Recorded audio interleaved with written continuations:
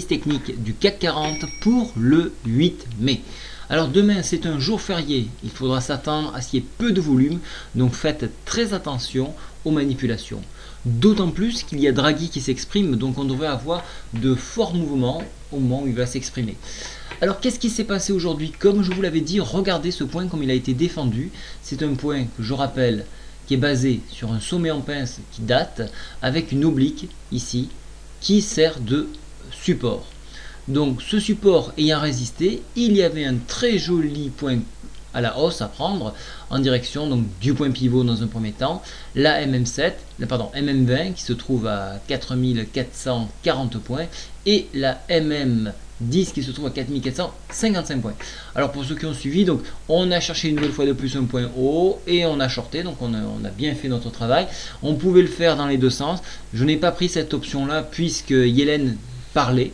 Donc tassement dans l'immobilier d'après ce qu'on a pu comprendre au travers de ses propos. Donc bien que toutefois au second semestre donc les US devraient se redresser. Donc voilà un petit peu ce qu'on a. Donc froid, chaud, on tempère un petit peu, donc balle au centre. Voilà pourquoi l'eurodoll entre autres n'a pas eu un gros mouvement. On s'attendait à avoir des grandes variations. Eh bien non, elles ne sont toujours pas là. Donc qu'est-ce qui se passe aujourd'hui? Donc nous dépassons la MM20. Donc on ne casse pas par le haut, non, on ne casse pas donc la MM10, donc on invalide encore un scénario 100% haussier.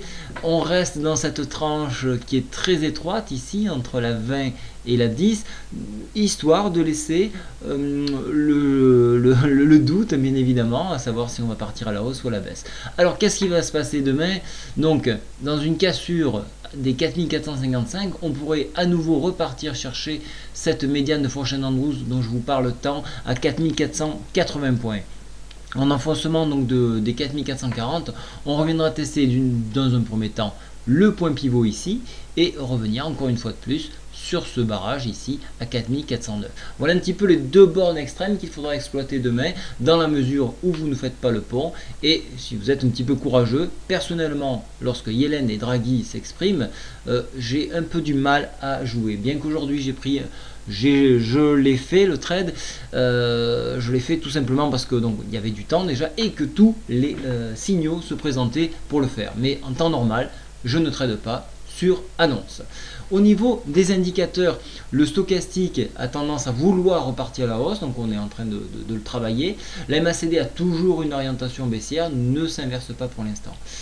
D'un point de vue chandelier ici, nous avons donc un Aramis haussier, donc attention, on pourrait repartir de la hausse ici suite à cette consolidation là que nous avons ici.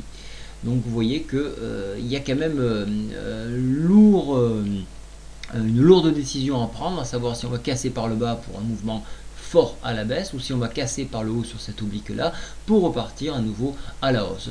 Sachez que le mois de mai est un mois généralement baissier, donc encore une fois j'attends des points hauts pour jouer la baisse. Mais attention, il existe bien évidemment par le passé des mois de mai qui ne sont pas baissiers et c'est ce qui semblerait se passer. Voilà, je vous souhaite à tous une très bonne soirée. Au revoir.